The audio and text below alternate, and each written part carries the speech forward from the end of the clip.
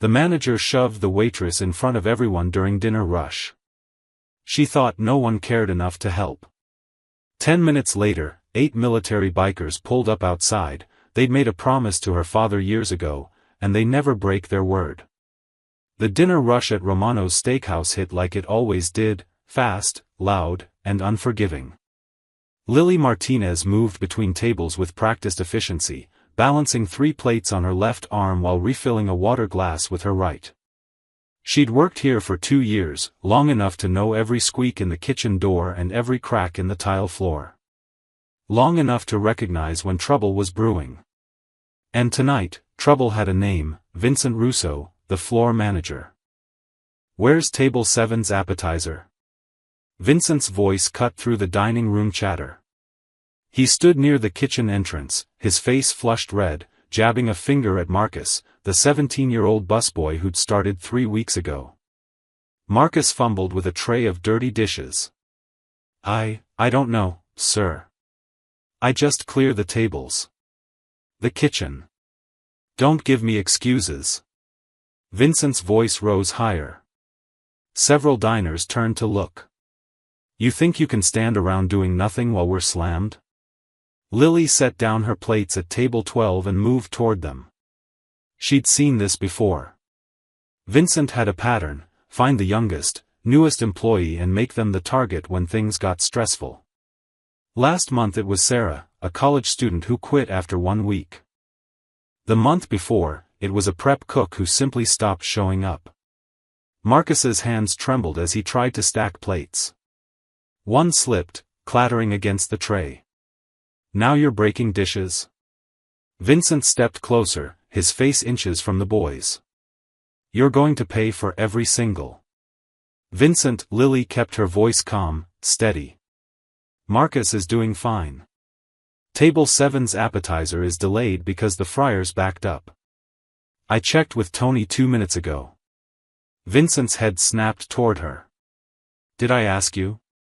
"No, but the customers can hear you, and we're in the middle of service." She gestured subtly toward the dining room where at least a dozen faces were now watching the scene unfold.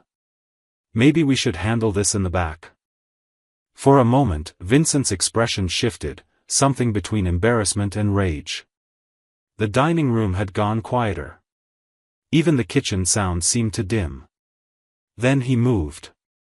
Not a punch, not a slap, but a sharp, frustrated shove with the flat of his hand against her shoulder. Lily stumbled backward, her hip connecting hard with the corner of the hostess stand. The impact sent a menu holder crashing to the floor, papers scattering across the tile. The restaurant froze. A fork clinked against a plate somewhere. A child's voice asked a question, quickly shushed. But mostly, there was silence, the terrible, suspended silence that follows when a line has been crossed and everyone knows it. Lily straightened slowly, one hand pressed to her hip. She didn't cry out. Didn't yell. She just looked at Vincent with an expression that wasn't quite shock, wasn't quite anger. More like confirmation of something she'd long suspected. "You need to walk away right now," she said quietly. Vincent blinked, as if suddenly realizing what he'd done. His mouth opened, closed. "I didn't, you were in my way. Walk away." He did. Without another word, Vincent turned and disappeared into the kitchen, the door swinging shut behind him. The dining room exhaled collectively. Conversations resumed in hushed tones. Marcus stood frozen, still holding his tray, looking at Lily with wide eyes. "You okay?" she asked him. He nodded quickly. "Are you okay?" "I'm fine." She bent to gather the scattered menus, wincing slightly as her hip protested. "Just finish clearing table 4, then take your break. You've earned it." As Marcus hurried away, Lily felt the weight of eyes still on her. Most diners had returned to their meals, but not all. Near the counter, in the corner booth usually reserved for single diners, an older man sat watching her with an intensity that made her pause. He was probably in his 60s, with silver gray hair and a weathered face that suggested a life spent outdoors. He wore a simple denim jacket over a dark shirt. Nothing remarkable, nothing that would normally draw attention, except for the way he was looking at her now. Not with pity. Not with curiosity. With recognition. Lily turned away, returning to her tables, forcing a smile she didn't feel. Her hip throbbed. Her hands wanted to shake, but she wouldn't let them. Not here. Not in front of everyone. 20 minutes later, as she cleared table 9, she noticed the older man approaching the register. She was closer to it than the hostess, so she moved to help him. "How was everything?" she asked, falling into the script automatically. He handed her exact change plus a $20 tip, far too much for a single burger and coffee. The food was fine. She looked at the 20, then at him. "This is too much." "No," he said simply. "It's not." Their eyes met. Up close, she could see details she'd missed before, the small pin on his jacket collar, an American flag with an eagle. The faint scars along his knuckles. The way he stood, weight balanced, aware of his surroundings. "You didn't deserve that," he said quietly, his voice rough but kind. "What happened earlier? You didn't deserve it." Lily's throat tightened unexpectedly. All evening she'd held it together, but 4 simple words from a stranger threatened to undo her composure. "Thank you," she managed. He nodded once, then turned toward the door. She watched him go, watched him step out into the parking lot where the evening sun was just beginning to set. She didn't see him stop beside a motorcycle. Didn't see him pull out his phone. Didn't hear him say, in that same quiet, steady voice, "This is about John's daughter. You'll want to come." But 10 minutes later, everyone would hear what came next. The rumble started low, like distant thunder on a clear evening. Lily was refilling coffee at table 3 when she first heard it, a deep, rhythmic sound that seemed to roll up from the street and press against the restaurant's windows. The customer she was serving paused mid-sentence, head tilting toward the noise. "What is that?" someone asked from across the room. The rumble grew louder. Closer. Not chaotic or aggressive, but synchronized. Purposeful. The kind of sound that made conversation stop and hearts beat faster. Through the wide front windows, Lily saw them arrive. Motorcycles. Not 1 or 2, but 8 of them, rolling into the parking lot in a precise formation. They moved together like a single organism, their engines creating a symphony of power that vibrated through the restaurant's walls. Chrome gleamed under the parking lot lights. Leather jackets caught the last rays of sunset. The bikes came to a stop in a perfect line facing the restaurant entrance. Then, as if choreographed, the engines cut off simultaneously. The silence that followed was somehow louder than the noise had been. Inside Romano's, every diner had stopped eating. Forks hung suspended over plates. Conversations died mid-word. Even the kitchen staff had emerged to peer through the service window, trying to see what was happening. Lily stood frozen, coffee pot still in hand, watching as the riders dismounted. They moved with military precision, no wasted motion, no hesitation. 8 men, ranging in age from late 40s to mid-60s. Each wore a leather vest over their jacket, and even from inside, Lily could see patches and insignias she didn't recognize. Vincent appeared from the kitchen, his earlier aggression replaced by visible nervousness. "What the hell is this?" "Language," muttered an elderly woman at table 5, but her eyes never left the window. The riders didn't storm toward the restaurant. They didn't shout or make threats. Instead, they simply stood beside their motorcycles, waiting. The man in front, tall, broad-shouldered, with a gray beard and dark eyes, crossed his arms and looked directly at the restaurant entrance. It was the older man from the corner booth. The one who'd left 10 minutes ago. "Should we call the police?" the hostess whispered, her hand hovering over the phone. "And tell them what?" Vincent snapped, but his voice cracked slightly. That some guys on motorcycles are standing in our parking lot? They're not doing anything illegal. He was right. The riders weren't blocking the entrance. Weren't threatening anyone. They were just there. Waiting with the patience of men who'd learned long ago that presence alone could be a powerful thing. A family near the window gathered their children and moved toward the back of the restaurant. Another couple requested their check immediately. The atmosphere had shifted from curious to uneasy. Lily set down the coffee pot carefully. Her hip still ached from earlier, but something else had taken over, a strange pull she couldn't explain. She moved toward the front door. Lily, don't. Marcus grabbed her arm gently. You don't know what they want. I think I do, she said quietly, though she didn't understand why she believed it. Vincent stepped into her path. You're not going out there. This is probably some kind of setup. Maybe you know these guys. Maybe this is all. Move, Vincent. The coldness in her voice surprised even her. Vincent's mouth snapped shut. Whatever authority he'd tried to reclaim after the earlier incident evaporated under her stare. She walked to the door and pushed it open. The evening air was cooler than she'd expected. The parking lot lights had flickered on, casting long shadows across the asphalt. The 8 motorcycles sat silent and imposing, their riders standing in a loose semicircle. Lily stepped outside, the restaurant door closing behind her with a soft click. For a long moment, nobody moved. She could feel every eye from inside the restaurant on her back. Could sense Vincent watching from the window, probably trying to figure out how to spin this situation to his advantage. The gray-bearded man, the one who'd paid with the $20 tip, took a single step forward. Not threatening. Not rushed. Just one step that somehow closed the distance between stranger and something else.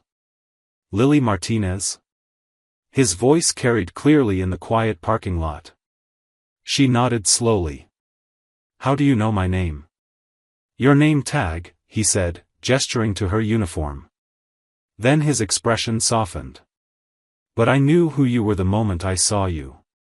You have your father's eyes. The world tilted slightly. What? My name is Robert Chen. These men, he gestured to the riders behind him, we served with your father. Overseas. Afghanistan, 2009 to 2011 inch. Lily's breath caught. Her father. John Martinez. The man in the photographs her mother kept on the mantel. The one who deployed when Lily was 14 and never came home. The one they'd buried when she was 16, though the casket had been closed, the body too damaged from the IED blast. I don't understand, she whispered. We know you don't. Robert's voice was gentle but firm. That's why we're here. Your father saved our lives, more than once. Before he died, he made us promise something. That if he didn't make it home, we'd watch over his family. His wife. His daughter. He paused, his jaw tightening. We've been keeping that promise for 9 years, Lily. Quietly. At a distance. But what happened in there tonight, he nodded toward the restaurant, that crosses a line. And we think it's time you knew you're not alone. Lily's legs felt unsteady. You've been watching me? Not the way you're thinking. Robert's tone remained calm, reassuring. We check in with your mother every few months. Make sure the bills are paid if things get tight. Your car repairs last year? The mechanic who cut his price in half? That was us. When your mom had pneumonia 2 winters ago and someone anonymously covered her hospital copay? Also us.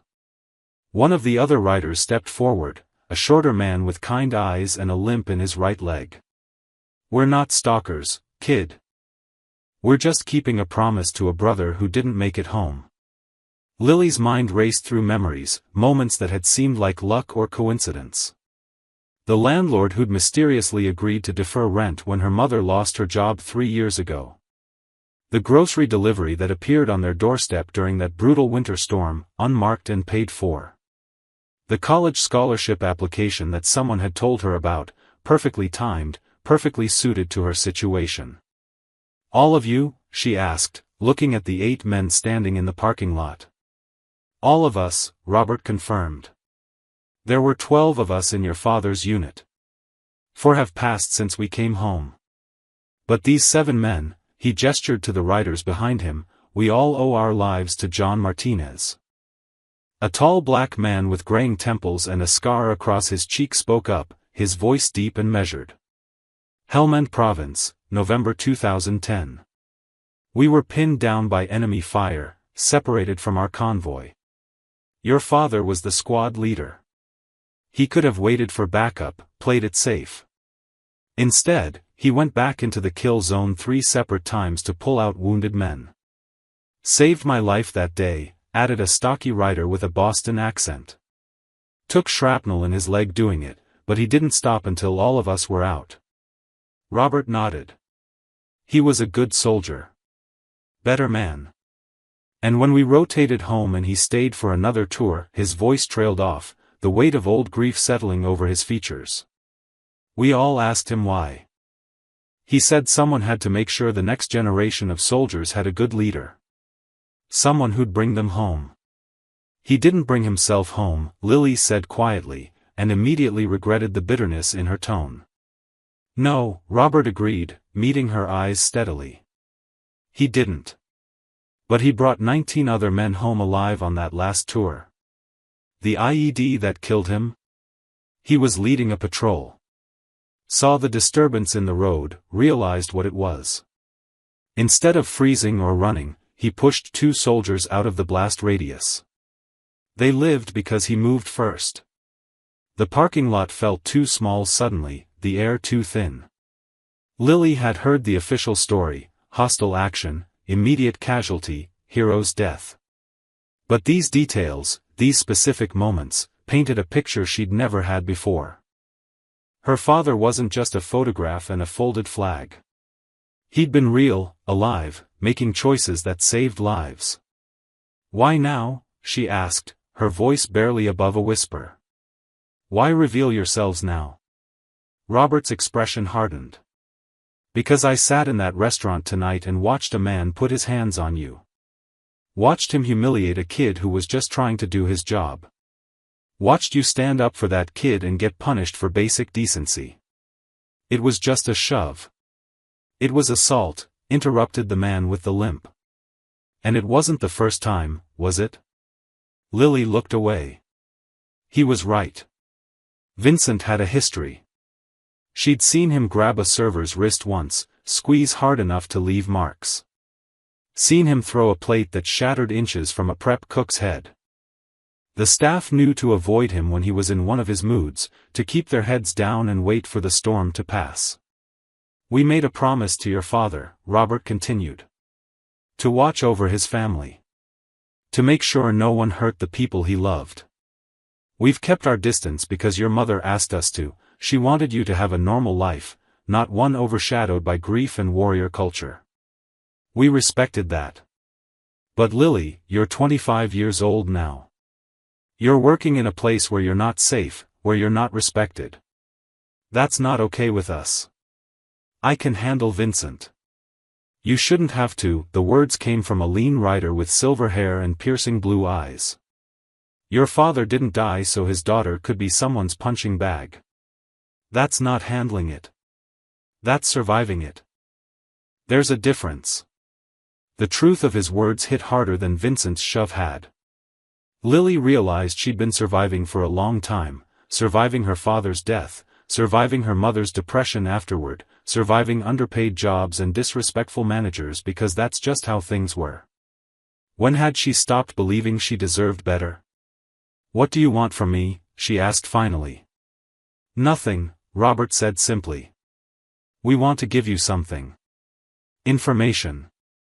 Support. The knowledge that you have people in your corner. What you do with that is your choice. We're not here to fight your battles, we're here to make sure you know you don't have to fight them alone. Behind them, through the restaurant windows, Lily could see Vincent pacing, his phone pressed to his ear. Other diners were gathering their belongings, preparing to leave. The evening that had started as just another shift had transformed into something else entirely. "There's more you should know," Robert said, reading her hesitation. "About your father. About us. About what we've learned regarding this restaurant and its management." Lily looked at the 8 men, these strangers who'd been guardian angels from the shadows. "I'm listening." Lily didn't sleep that night. She lay in her small bedroom, staring at the ceiling, replaying everything Robert and the veterans had told her. They'd talked for nearly an hour in that parking lot, about her father's courage, his humor, the way he'd keep everyone's spirits up during the worst deployments. They'd shown her photos on their phones, young men in desert camouflage, her father's face tanned and smiling, arm around Robert's shoulders. Evidence of a life she'd barely known. But they'd also told her something else. Something that made her stomach turn. Vincent Russo wasn't just a bad manager. He had a pattern. 3 former employees had filed complaints with the County Labor Board over the past 2 years, wage theft, hostile work environment, 1 claim of physical intimidation. All 3 complaints had been quietly dismissed. The restaurant's owners, the Castellano family, had deep pockets and deeper connections throughout the county. "The system protects them," Robert had said grimly. "But systems can be challenged. We just need to be smart about it." Now, at 6:30 in the morning, Lily's phone buzzed on her nightstand. She grabbed it, expecting a text from her mother or maybe Marcus checking if she was okay. Instead, she saw an unknown number. The message was brief. "Official notice. You are required to appear at the county sheriff's office today at 10 a.m. regarding complaint #2547B. Failure to appear may result in warrant issuance." Her heart hammered. She read it 3 times, trying to make sense of it. Complaint? What complaint? A second text arrived from Marcus. "Lily, did you see the news? Check Channel 7's website now." With shaking hands, she opened her browser and navigated to the local news site. The headline hit her like a physical blow. "Steakhouse manager files assault complaint against employee." The article was short, posted just 20 minutes ago. Vincent Russo, floor manager at Romano's Steakhouse, filed a formal complaint yesterday evening alleging assault by employee Lily Martinez, 25. According to the complaint, Martinez verbally threatened and physically attacked Russo during the dinner shift. Sheriff's Department spokesperson confirmed Martinez has been ordered to appear for questioning.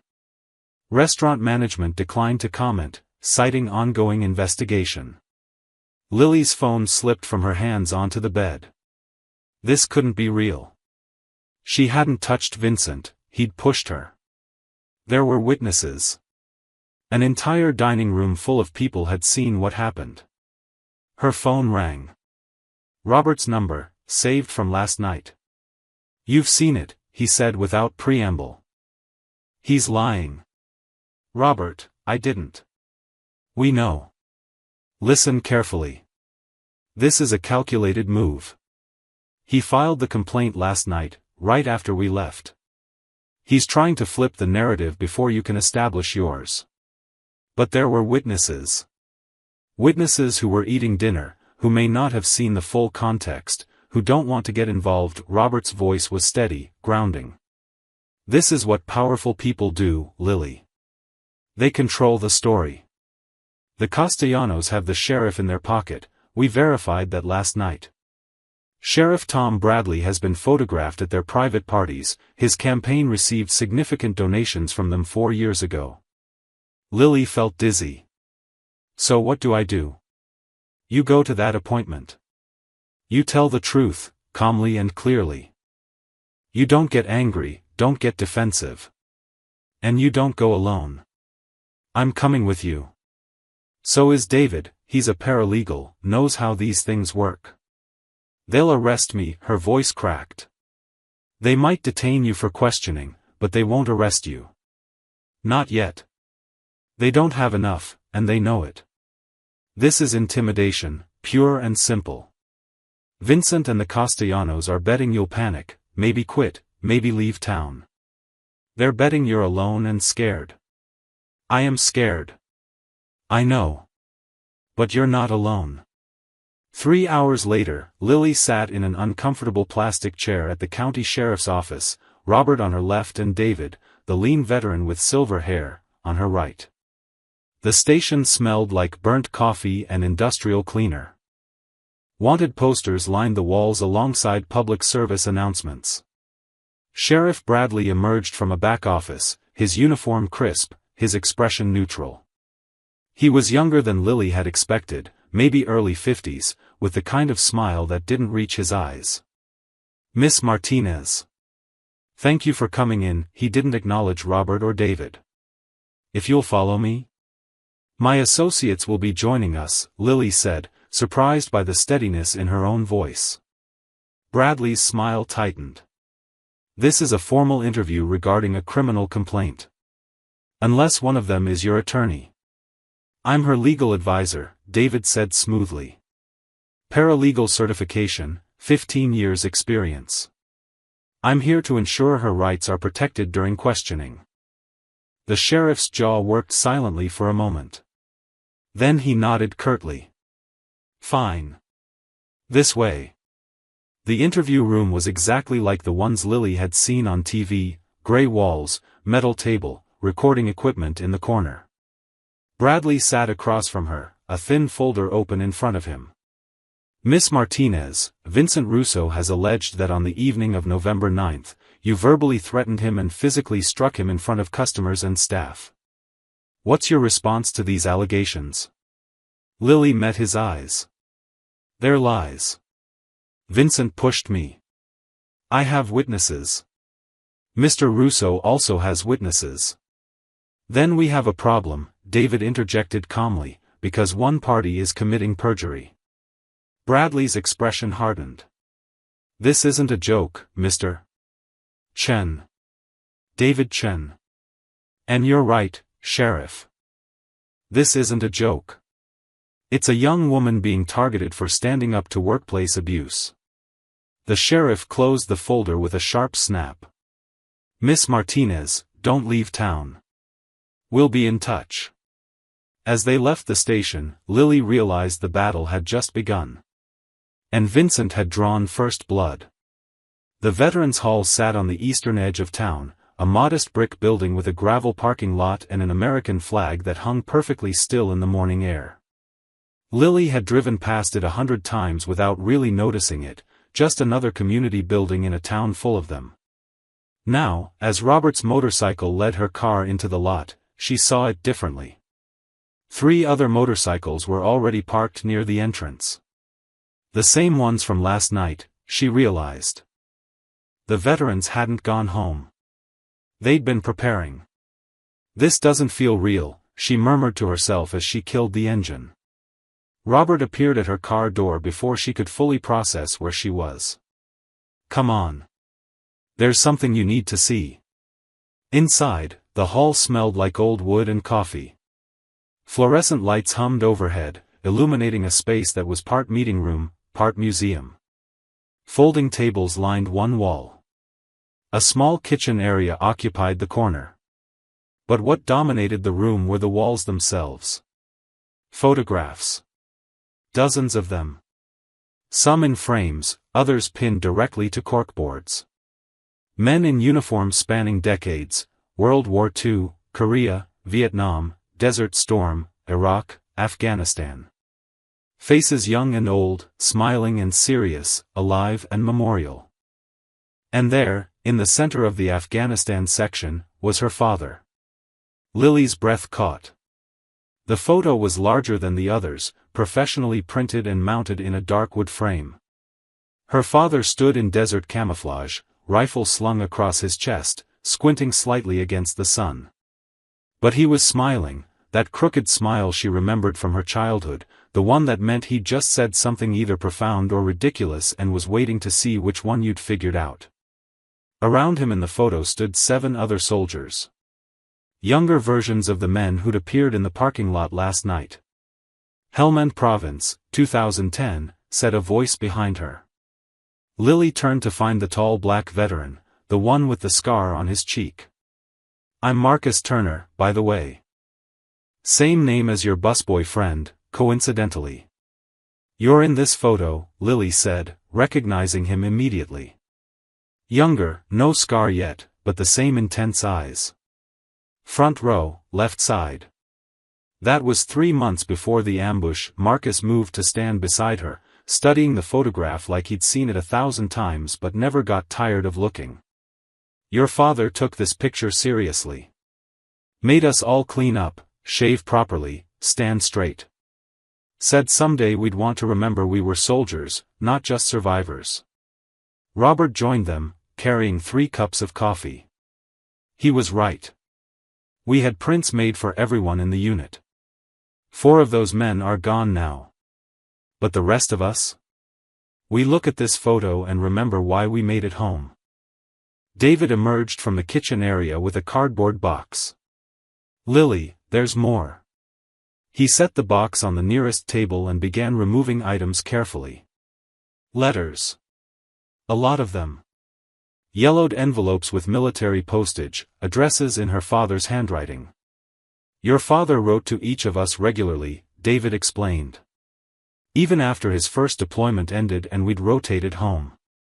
He kept in touch.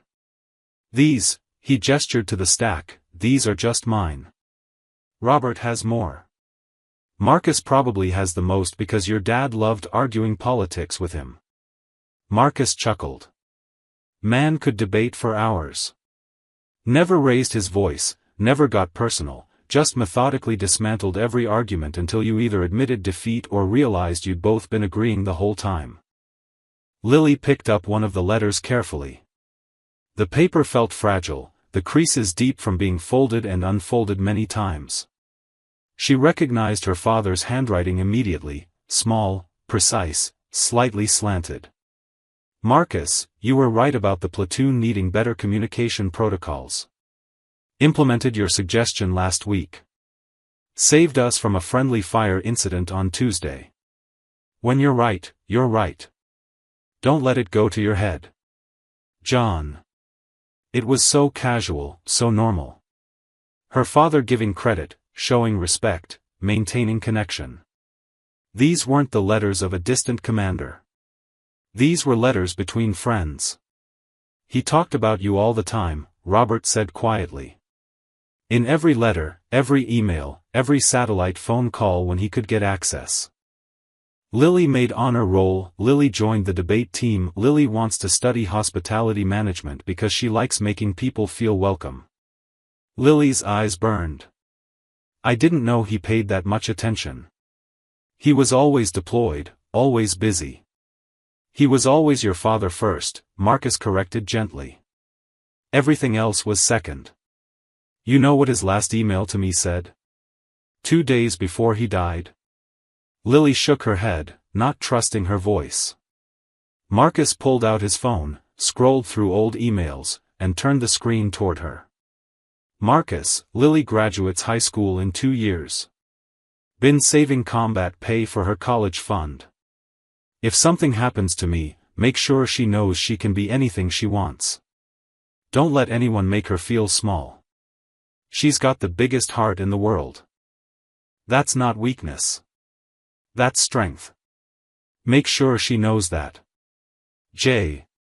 The tears came then, unstoppable. Robert handed her a tissue without comment.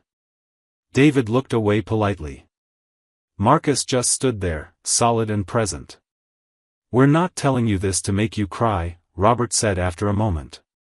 We're telling you because Vincent Russo and Sheriff Bradley and the Castellano family, they're betting you'll fold under pressure. They think you're alone. They think you're weak. He gestured to the photographs, the letters, the men standing in the hall. They're wrong on both counts. You're John Martinez's daughter. And we don't abandon family. By noon, everyone in town had heard something. The stories varied wildly depending on who was telling them. At Miller's Hardware, old Jerry swore he'd heard the waitress had connections to a motorcycle gang. At Sacred Heart Church, Father Dominican's secretary whispered that poor Vincent Russo had been threatened by armed bikers. At the elementary school pickup line, mothers debated whether Romano's was even safe to eat at anymore. The truth, as always, got lost somewhere in the middle. Lily discovered this when she stopped at the grocery store on her way home from the Veterans Hall. She'd only meant to grab milk and bread, normal things, routine things, something to ground herself after the emotional weight of the morning. Instead, she got Carol Henderson. Carol had been Lily's mother's friend once, years ago, before distance and life had pulled them apart. She stood in the produce section, examining tomatoes with the concentration of a jeweler appraising diamonds. Lily, Carol's voice was cool, her eyes not quite meeting Lily's. I heard about the trouble. It's not what people are saying. Vincent Russo's mother goes to my church. Carol set down a tomato with deliberate care. She's devastated. Says you attacked her son, and now some gang is threatening the whole restaurant. Her words, not mine. Lily felt her stomach tighten. Mrs. Henderson, I didn't attack anyone. Vincent pushed me. There were witnesses. Were there? Carol's eyebrows rose slightly. Because Vincent says you've been trying to undermine him for months. Says you've been turning other employees against him, creating a hostile environment. The lies were so smooth, so complete, that for a moment Lily couldn't find words to counter them. This was Vincent's strategy: establish the narrative first, plant seeds of doubt, make people question what they thought they knew. That's not true, Lily said quietly. Not any of it. Carol picked up her shopping basket. I hope not, dear. For your mother's sake. She's been through enough without her daughter getting mixed up with criminals. She walked away before Lily could respond, leaving her standing alone in the produce section, hands trembling slightly. But not everyone believed Vincent's version. At the town diner, Mario's place, the breakfast spot that had been there since the 50s, Lily found unexpected support. She'd stopped in for coffee, needing caffeine and maybe a friendly face, and found both in Annie Rodriguez. Annie had waitressed at Mario's for 30 years. She was 63, tough as boot leather, and had opinions about everything. She took one look at Lily and poured her a cup without asking. On the house, Annie said firmly. And before you ask, yes, I heard about Romano's.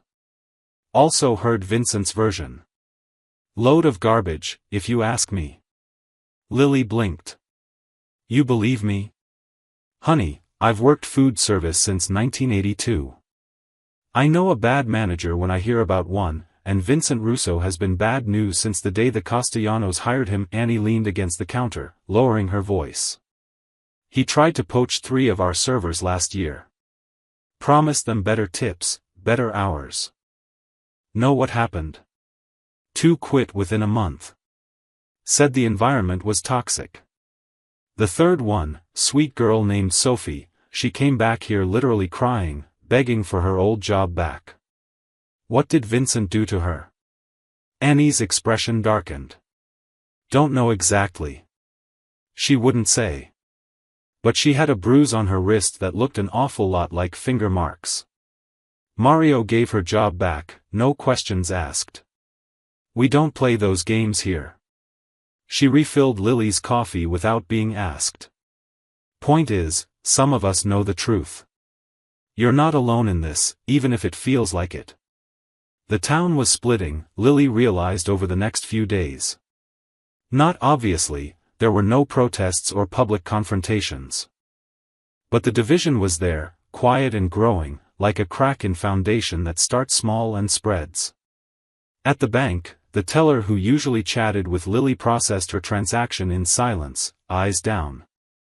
At the gas station, the owner, Mr. Patel, asked if she was okay and mentioned he'd never liked that Russo boy anyway. At the library, Mrs. Chen, no relation to Robert or David, stopped Lily to say her nephew had worked at Romano's once and left after 2 weeks because of Vincent's temper.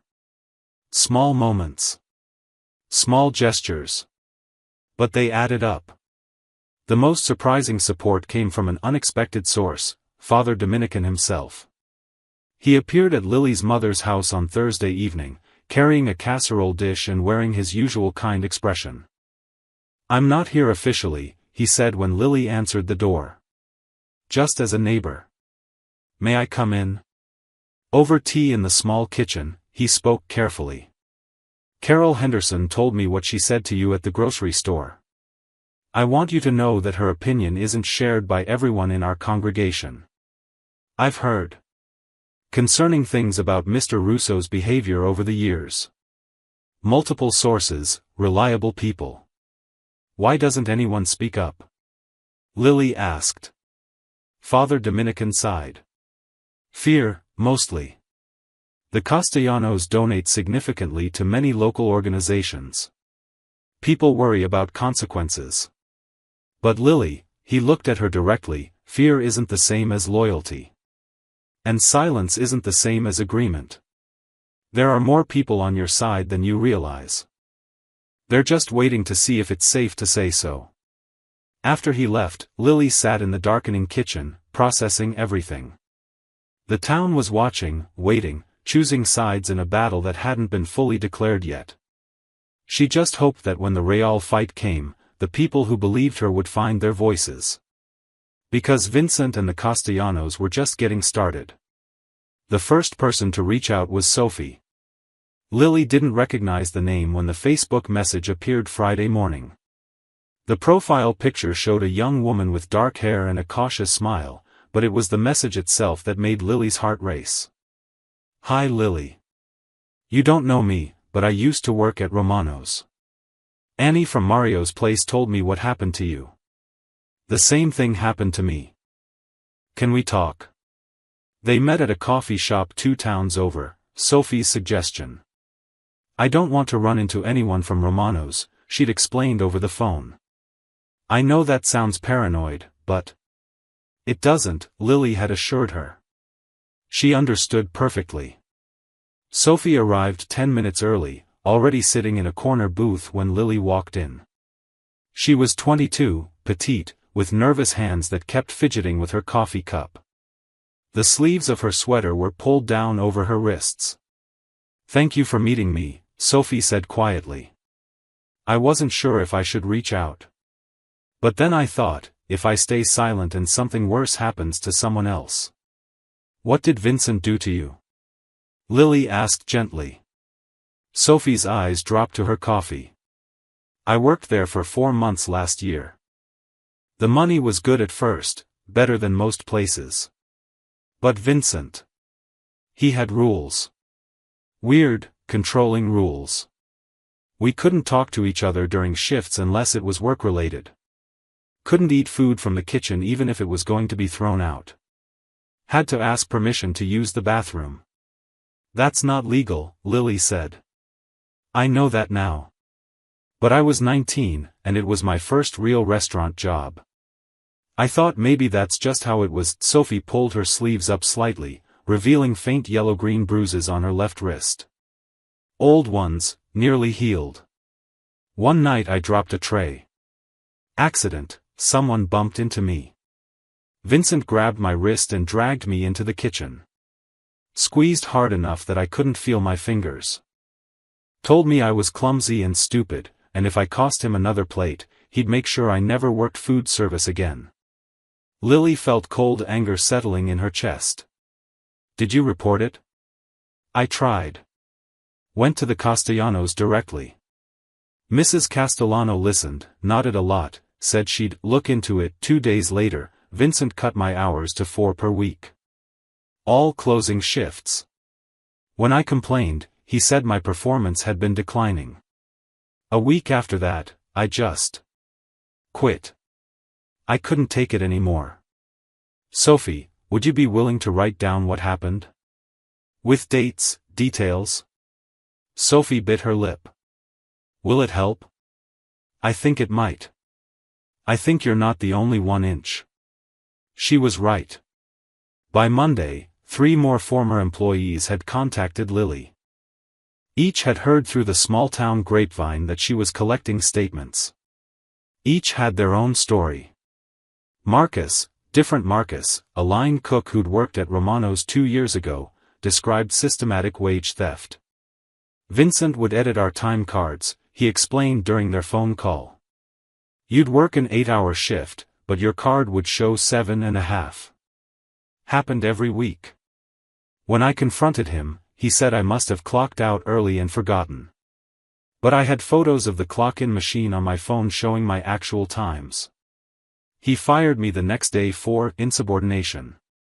Jessica, a former hostess, told a story of constant verbal abuse. He'd call us stupid, worthless, incompetent. Always in front of customers, always meant to humiliate. I have anxiety now, actual diagnosed anxiety that I didn't have before working there. My therapist says it's workplace trauma.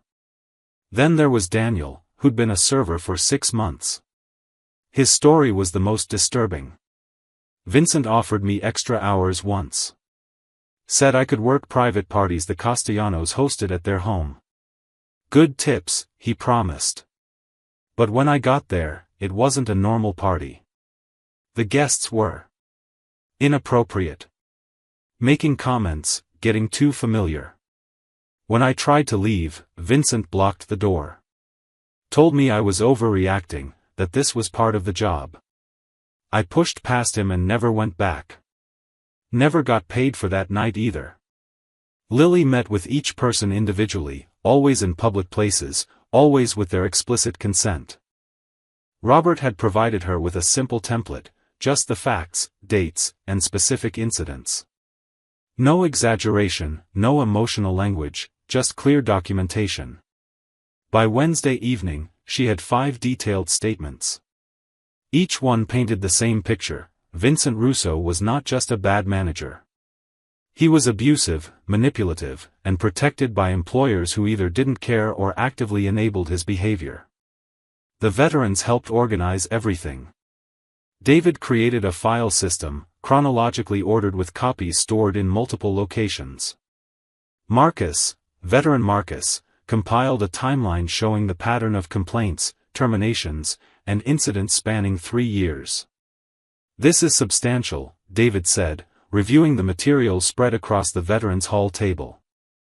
But we need to be careful about how we present it. The Castellanos have lawyers. Good ones. They'll attack the credibility of everyone involved. They'll say we're all disgruntled former employees with an axe to grind, Sophie said quietly. She'd become a regular presence at the hall over the past few days, finding strength in numbers. Robert nodded. They will. Which is why we need more than statements. We need documentation. Pay stubs, time cards, medical records, anything that corroborates these stories. I kept everything, Marcus said suddenly. Everyone turned to look at him. When Vincent started messing with my hours, I knew something was wrong. I have every pay stub, every time card photo, every text message he sent. I've had them in a box in my garage for 2 years, waiting for. I don't know. This, I guess. Lily looked around the table at these people, strangers a week ago, allies now. We're really doing this. We are, Robert confirmed. And we're going to do it right. The work began in earnest on Thursday morning. Robert had transformed the Veterans Hall into a makeshift operations center. 2 folding tables now held neat stacks of documents, each labeled and organized by category: pay stubs, time cards, text messages, photographs, witness statements. A large whiteboard mounted on the wall displayed a timeline of incidents spanning 3 years. We do this by the book, Robert said, addressing the small group assembled in the hall. Lily, the 5 former employees, and 4 of the veterans. No confrontations. No threats. Nothing that could be twisted against us in court. Everything we gather has to be obtained legally and documented properly. David, in full paralegal mode, distributed manila folders to each person. These are request forms for your own employment records. Under state law, former employees have the right to copies of their personnel files, including disciplinary records, time cards, and pay history. Romano's has 30 days to comply, but they usually respond faster to avoid penalties. What if they refuse? Jessica asked. Then they're breaking the law, and that becomes additional evidence. David's smile was thin. The Castellanos are arrogant, but they're not stupid. They'll comply with the basic requests. Veteran Marcus, had spent the previous evening making calls to former colleagues from his police liaison days. I reached out to a contact at the State Labor Department, he reported. Explained the situation in general terms, didn't name names yet.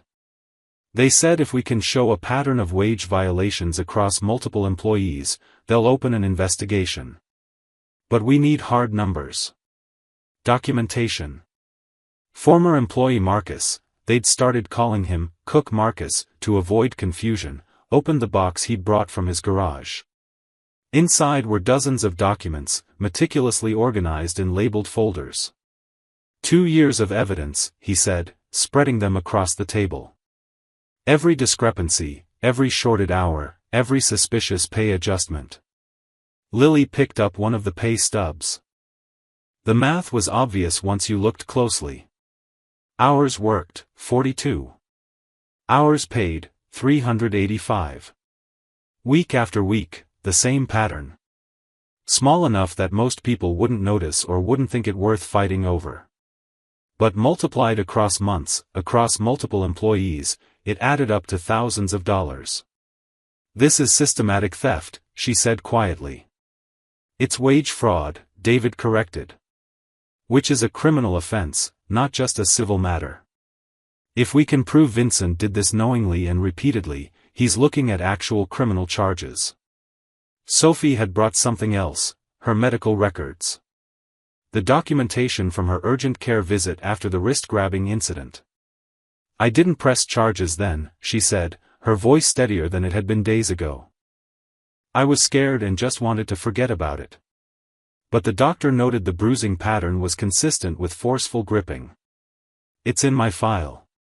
Robert photographed each document carefully with a high-resolution camera, creating digital backups. We're building a case, but we're also building insurance. Multiple copies, stored in different locations. They can't destroy evidence they don't know exists. The breakthrough came on Friday afternoon. Daniel, the former server, had been quiet most of the week, attending meetings but contributing little. Now he arrived at the hall carrying a laptop and wearing an expression that was equal parts nervous and triumphant. I found something, he said, opening the laptop on the table. Remember I told you about that private party? The inappropriate one Vincent sent me to? Everyone nodded. I couldn't prove what happened, it was my word against theirs. But I remembered something. The Castellanos' house has security cameras. Expensive ones. I saw them when I was there. He turned the laptop screen around. So I started thinking about the restaurant. They have cameras there too. In the kitchen, the storage room, the office. Lily's pulse quickened. The night Vincent pushed me. Happened right in view of the main floor camera, Daniel finished. I know because I worked there for 6 months.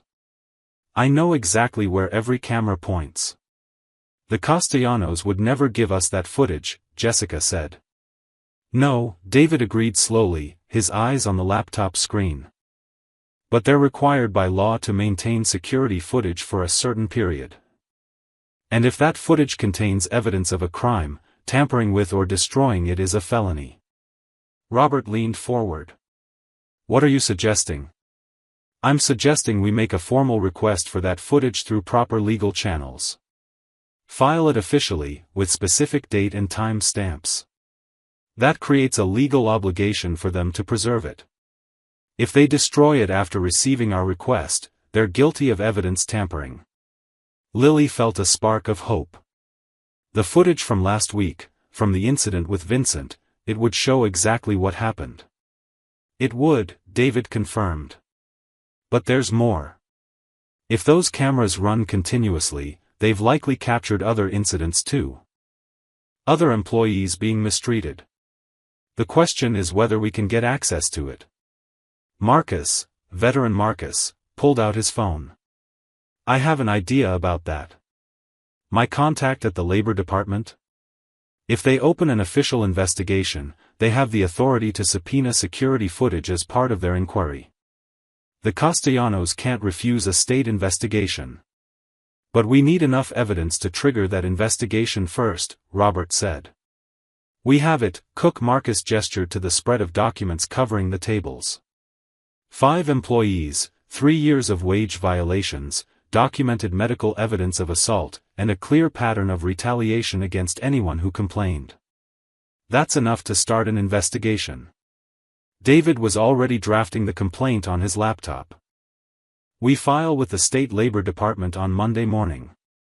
By Monday afternoon, Romanos will be notified they're under investigation. By Tuesday, they'll be scrambling to cover their tracks. And we'll be watching to make sure they don't, Robert added. Lily looked around at the faces in the hall, people who'd been strangers days ago, now united by shared experience and common purpose. They weren't looking for revenge. They were looking for accountability. When this goes public, she said quietly, Vincent and the Castellanos are going to fight back hard. Let them, Sophie said, and there was steel in her voice that hadn't been there before. We have the truth. And we have each other. The reporter's name was Michelle Nguyen, and she'd been covering local news for Channel 7 for 6 years. She was young, sharp-eyed, and according to Robert's research, she had a reputation for stories that made powerful people uncomfortable. 2 years ago, she'd exposed a county commissioner's misuse of public funds. Last year, her investigation into substandard nursing home conditions had led to state intervention at 3 facilities. She's good, Robert had said when he'd suggested reaching out. And she doesn't back down from pressure. Now Michelle sat in the Veterans Hall, her cameraman setting up equipment in the corner, while she reviewed the documents spread across the table. She'd been reading for 20 minutes, occasionally making notes, her expression growing more serious with each page.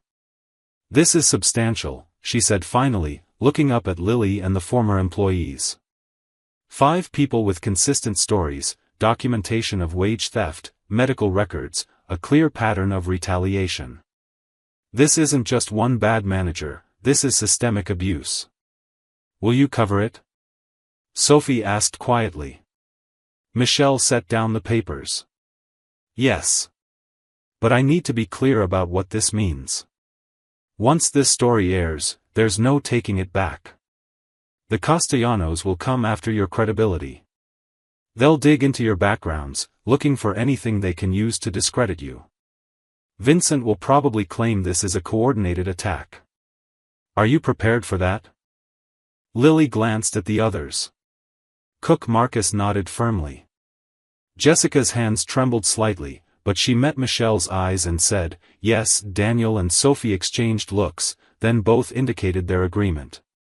We're prepared, Lily said. We've been dealing with their intimidation for years.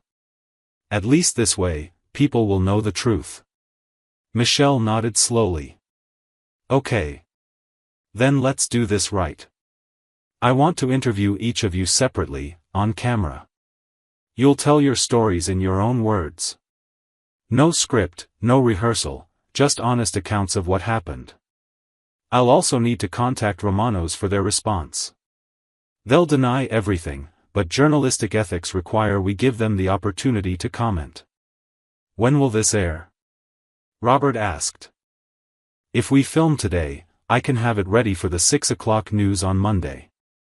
That gives me the weekend to put together the package, verify facts, and clear it with my editor. Michelle paused. I should warn you, my editor will be cautious about this. The Castellanos advertise with the station. But if the story is solid, he'll run it. He has to.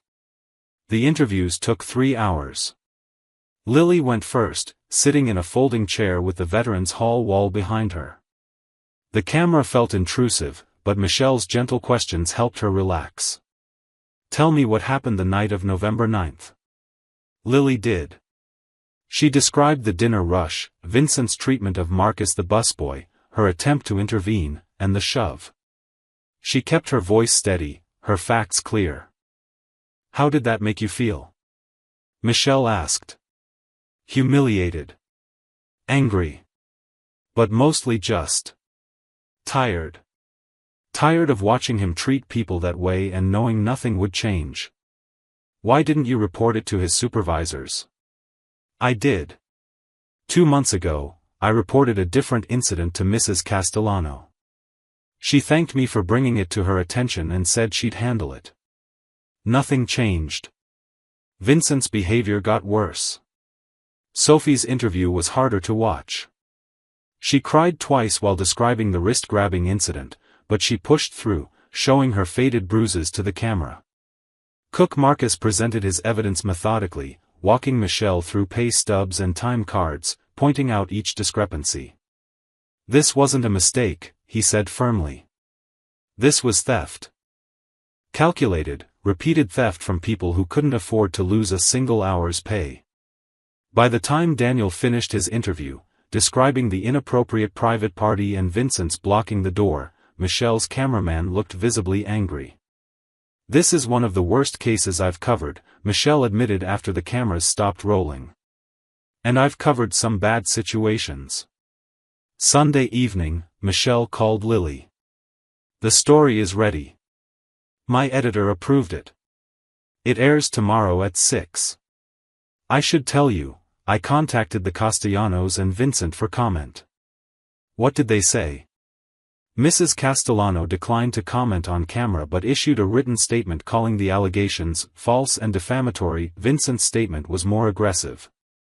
"He claims you're a disgruntled employee who organized a smear campaign after being disciplined for poor performance."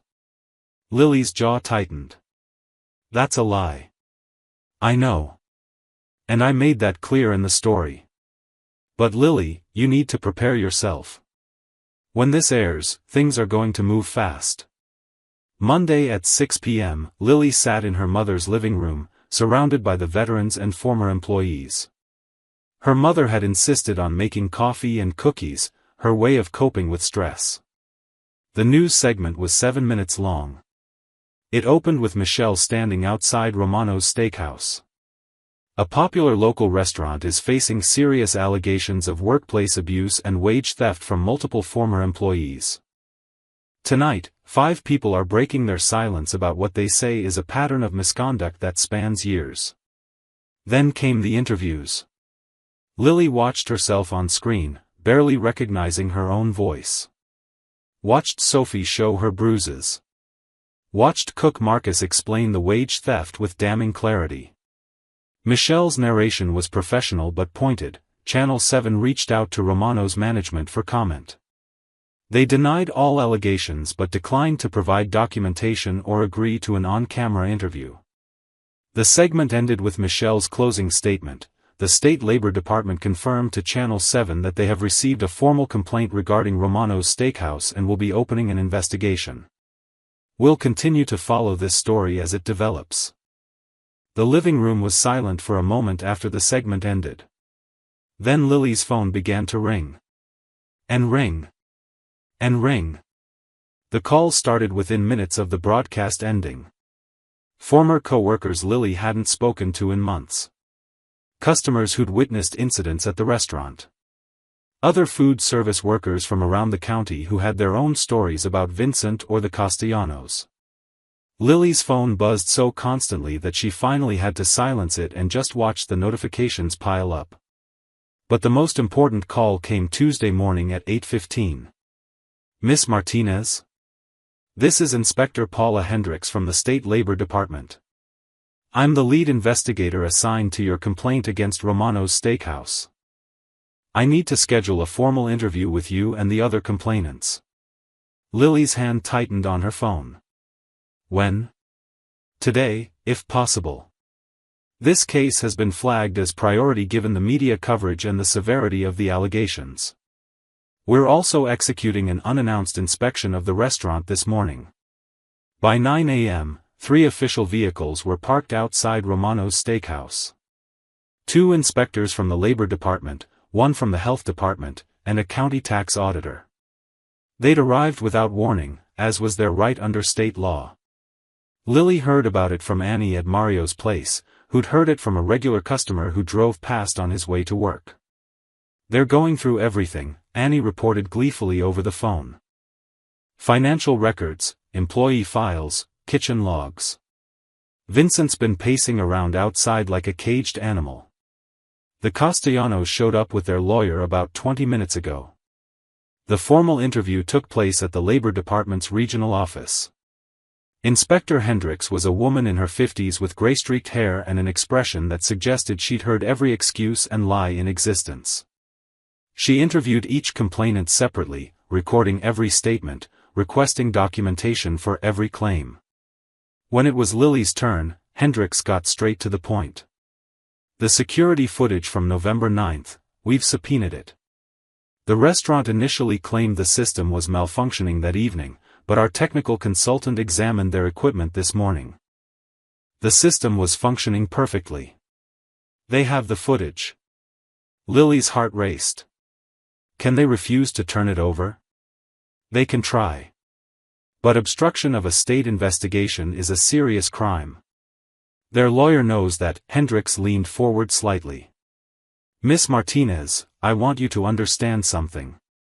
This investigation isn't just about your complaint anymore. In the past 24 hours, we've received 11 additional complaints from other former Romano's employees. The health department found multiple violations during their inspection: improper food storage, equipment maintenance issues, inadequate employee facilities. The tax auditor discovered discrepancies in their payroll reporting that suggest they've been underreporting wages to avoid tax obligations." "How long will the investigation take?" "Normally, weeks or months. But given the volume of evidence and the clear pattern of violations, we're expediting this. The restaurant has been issued a notice of non-compliance. They have 72 hours to provide all requested documentation and correct all immediate safety violations, or we'll recommend their operating license be suspended." 3 days later, Romano's Steakhouse sat dark and empty. The notice posted on the front door was official, stamped, and devastating. "Closed by order of the State Labor Department pending investigation. No entry without authorization."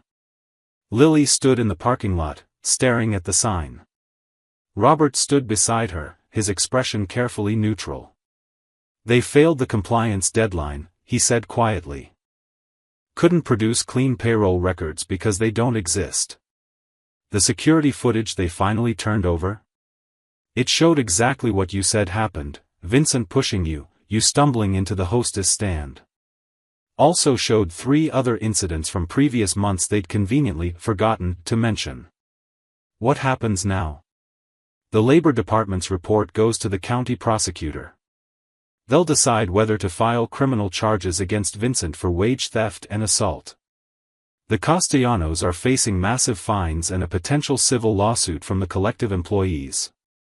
Their business license is under review." Robert paused. "It's over, Lily. They lost." The news came Thursday afternoon.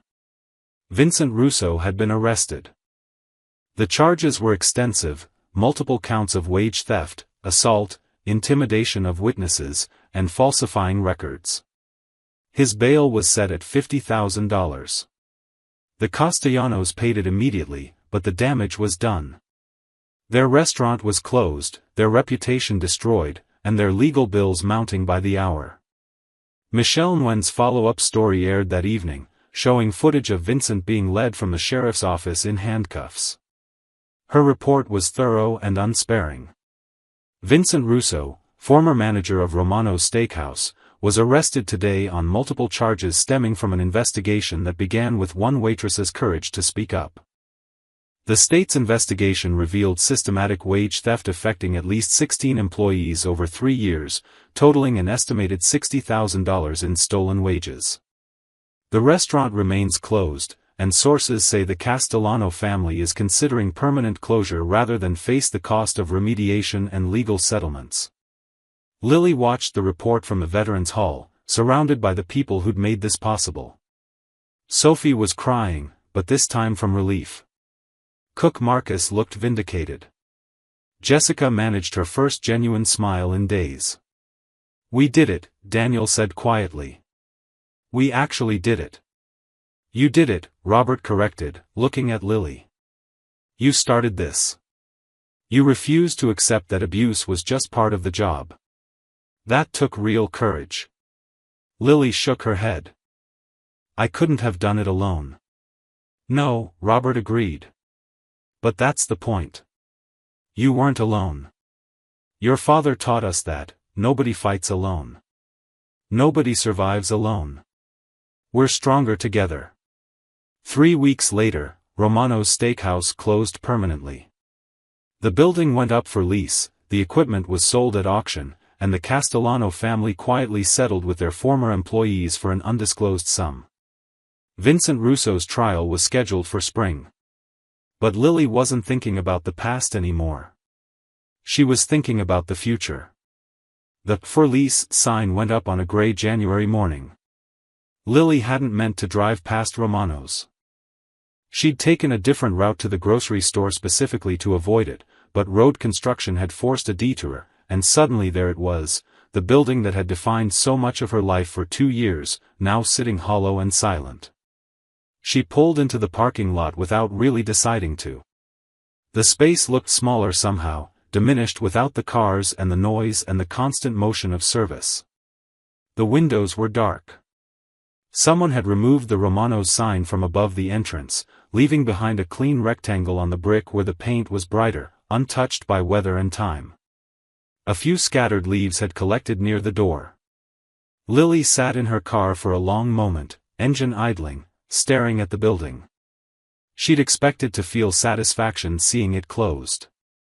Victory, maybe. Instead, she felt something more complicated, a mixture of relief and sadness and the strange emptiness that comes with finishing a chapter you'd wanted to end but hadn't quite prepared yourself for. Her phone buzzed.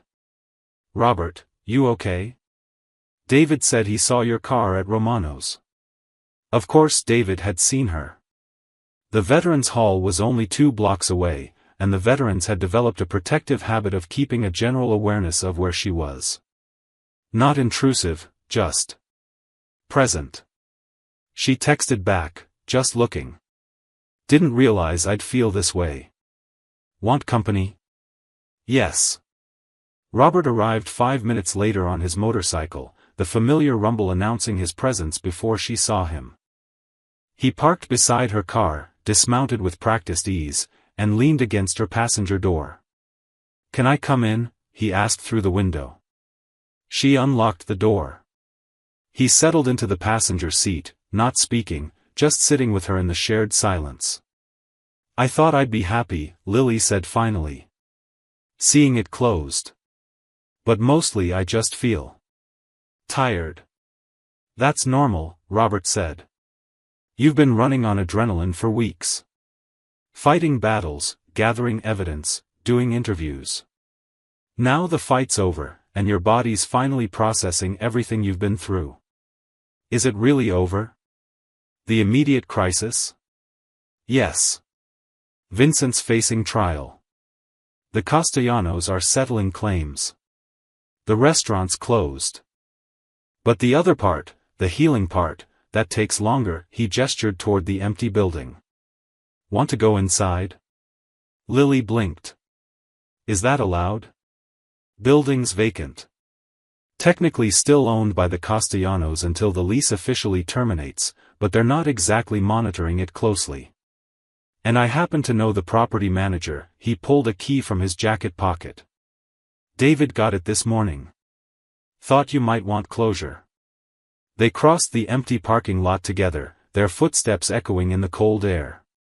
Robert unlocked the front door, and it swung open with a creak that seemed too loud in the silence.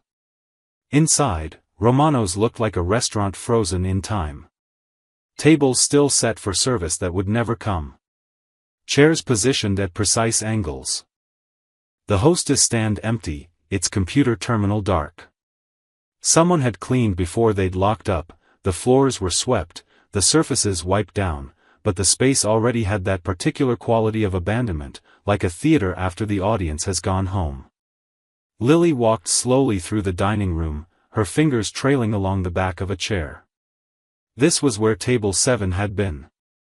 Over there, table 12 where she'd been standing when she'd heard Vincent yelling at Marcus. The corner booth where Robert had sat that first night, watching everything unfold. "Do you regret it?" Robert asked quietly. "Speaking up? Everything that followed?" Lily considered the question seriously. The past month had been exhausting, stressful, sometimes frightening. She'd been called a liar, had her reputation attacked, had spent nights unable to sleep from anxiety. Her mother had worried constantly. The town had divided. Nothing about it had been easy. "No," she said finally. "I don't regret it.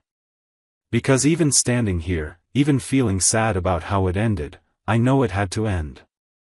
This place was toxic. Vincent was hurting people. If I'd stayed silent, someone else would have been next." She moved toward the kitchen, pushing through the swinging door. The cooking line stood clean and empty, steel surfaces gleaming dully in the dim light filtering through the high windows. This was where cook Marcus had worked, where he'd first noticed his hours being stolen. Where dozens of employees had labored under Vincent's abuse, accepting it as the price of employment. "You know what's strange?" Lily said. "I learned to be strong here. Not because of Romano's, but in spite of it. Every shift where I stood up for someone, every time I pushed back against Vincent's cruelty, I was practicing courage without realizing it." Robert smiled slightly. "Your father would be proud of you." "I think he'd be proud of all of us." She looked at Robert. "You kept your promise to him. You protected his daughter. Not by fighting my battles, but by teaching me I could fight them myself." They stood in the kitchen a moment longer, then walked back through the dining room. At the door, Lily paused for one last look. "Goodbye," she said softly to the empty space. Outside, the January sun had broken through the clouds, warming the air slightly. Robert locked the door behind them and pocketed the key. "There's something else," he said as they walked back to their vehicles. "That property I mentioned a few weeks ago? The small storefront for lease? It's still available. Owners willing to negotiate terms for the right tenant. Interested?" Lily stopped walking. "Robert, I can't afford. You have settlement money coming from the Castellanos. Not a fortune, but enough for a start. And you'd have investors," he grinned. "7 of them, all military veterans who believe in you." Lily looked back at the empty Romano's building, then forward at the street stretching ahead. "Show me the property," she said. 2 months later, on a bright March morning, Lily turned the key in the lock and opened the door to her own place. The sign above the entrance was simple, "Lily's Café," in elegant script, with a small painted lily flower beside the name. Nothing flashy, nothing pretentious. Just honest and welcoming, exactly as she'd envisioned it. Inside, morning sunlight streamed through the large front windows, illuminating walls painted in warm cream and soft sage green. Mismatched wooden tables, each one refinished by hand, filled the space with comfortable, lived-in charm. Local artwork hung on the walls, pieces from artists who'd needed a place to display their work and had agreed to rotating exhibits. A chalkboard menu stood near the counter, hand-lettered with the day's offerings, fresh-baked pastries, sandwiches made to order, coffee roasted by a family-owned business 3 towns over. But what drew the eye most was the photograph. It hung in a place of honor above the main counter, professionally framed in dark wood. Her father in his desert camouflage, surrounded by 7 younger men, Robert, Marcus, David, and the others who'd become her unexpected family. All of them smiling, caught in a moment of camaraderie that had survived deployments, years, and loss. Beneath the photograph, a small brass plaque read, "In memory of Sergeant John Martinez, who taught us that protecting others is the highest calling. This café stands on the foundation of his legacy." Lily stood behind the counter, tying her apron, simple black, embroidered with the café's logo, and took a deep breath. Her first day. Her own business. Her own rules. The door chimed as her first customer arrived. Sophie entered carrying a box of fresh flowers, her face lit with excitement. Morning delivery. I thought the tables could use some color. In the 2 months since Romano's closure, Sophie had transformed. She'd enrolled in community college, started therapy for her anxiety, and had begun working part-time at a local florist. The nervous girl who'd been afraid to make eye contact was gone, replaced by someone who smiled easily and spoke with confidence. They're perfect, Lily said, admiring the simple arrangements of daisies and tulips. Table 5 and 8? And one for the counter. Complimentary, obviously. Employee discount, Sophie grinned. Wait, can I give myself a discount if I'm not actually an employee? You're a friend. That's better than an employee discount. The door chimed again. Marcus, busboy Marcus, now in his senior year of high school, arrived in his school uniform, backpack slung over one shoulder. I've got an hour before first period. Put me to work. Lily had hired him part-time for weekend and after-school shifts. Minimum wage plus tips, respectful schedule, and absolutely no tolerance for mistreatment from anyone. Help Sophie with the flowers, then you can set up the pastry case. Antonio's bakery delivered 20 minutes ago. By 7:30, the cafe had a steady trickle of customers. Annie from Mario's place stopped in for her morning coffee, checking out the competition, she'd said with a wink, though everyone knew she'd been Lily's biggest cheerleader. Father Dominican arrived with Mrs. Chen from the library, both ordering breakfast sandwiches and settling at a corner table with their books. At 8 o'clock, the rumble of motorcycles announced the arrival of the veterans. 7 bikes rolled into the small parking lot with their usual precision. Robert led the way, followed by Marcus, David, and the others. They'd made this a morning ritual, coffee at Lily's cafe before starting their days. Some of them were retired, some still worked, but they all made time for this.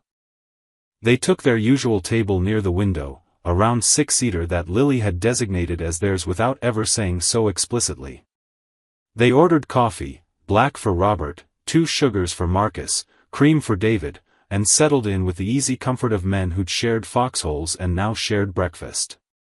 Lily brought their orders personally, setting down cups with practiced care. Place looks good, Robert said, his eyes scanning the cafe with the same protective awareness he brought to everything. Feels right. It feels like home, Lily corrected. And it did. Not the home she'd grown up in, not the home her mother kept with her father's photographs and folded flag. This was something new, a home she'd built for herself, with help from people who'd chosen to stand beside her. A young woman entered hesitantly, approaching the counter with a nervous expression Lily recognized immediately. Are you Lily Martinez? I am. I saw you on the news. The story about Romano's, the woman's hands twisted together. I work at a restaurant across town. My manager. He's like Vincent. And I don't know what to do. Lily set down the coffee pot and gave the woman her full attention. What's your name? Rachel. Rachel, sit down. Let me get you some coffee, and we'll talk. She glanced at the veterans' table. Robert nodded slightly, a silent offer of support if needed. This was why she'd opened the cafe. Not just to serve coffee and sandwiches, but to create a space where people felt safe. Where someone being mistreated could walk in and find allies instead of judgment. Where kindness wasn't weakness and standing up for others was expected, not exceptional. As Rachel settled at the counter and began to speak, Lily listened with the patience her father had taught her through his example and the veterans had reinforced through their loyalty. Outside, the March sun climbed higher, warming the street. The cafe filled with conversation and the comfortable sounds of community. The photograph above the counter caught the light, 7 young soldiers and their sergeant frozen in a moment of brotherhood that had somehow, impossibly, stretched across years and lost to create something new. Lily's cafe wasn't just a business. It was a promise kept. It was a legacy honored. It was proof that sometimes, when the right people stand together, justice isn't just possible, it's inevitable. And it was, finally, home. The end.